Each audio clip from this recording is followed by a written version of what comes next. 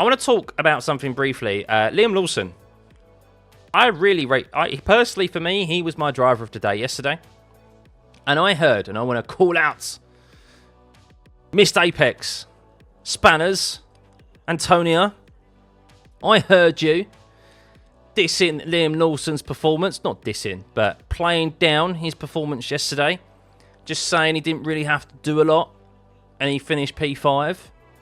Yeah, absolutely lauded Hadjar's performance in Zandvoort when he did, okay, arguably the same thing. Didn't have to do a lot and he finished P3.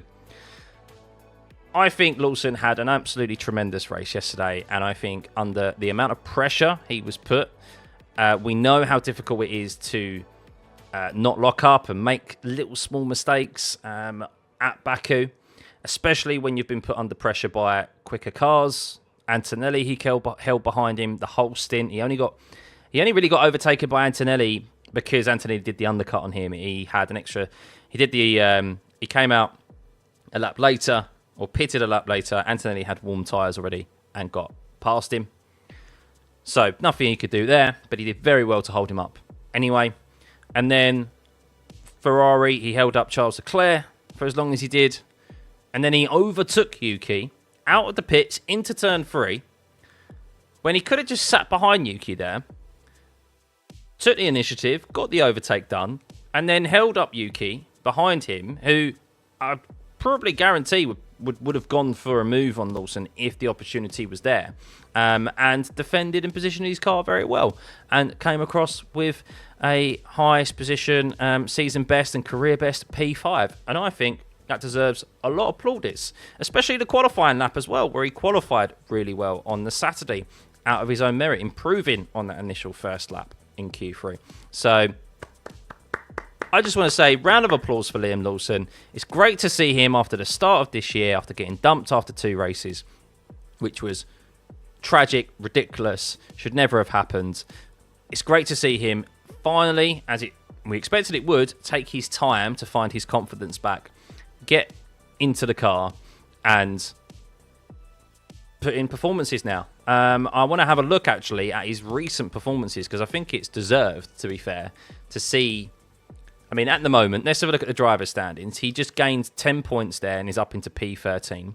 Now, he's only 9 points behind Hadjar, bearing in mind. So he's not that far behind Hadjar.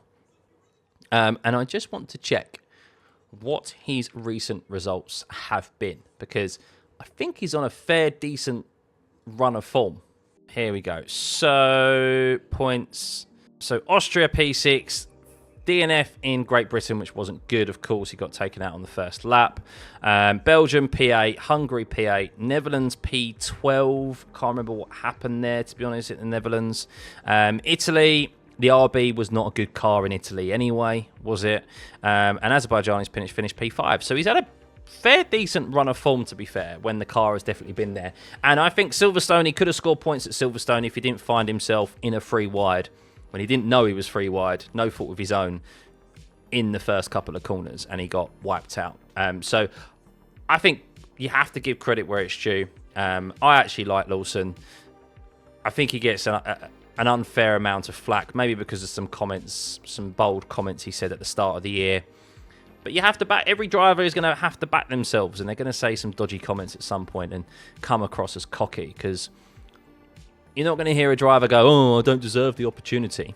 They have to back themselves. So Spanners did apologise for bashing Lawson quali in the comments. Fair enough, fair enough. He hasn't apologised for the race though, is he?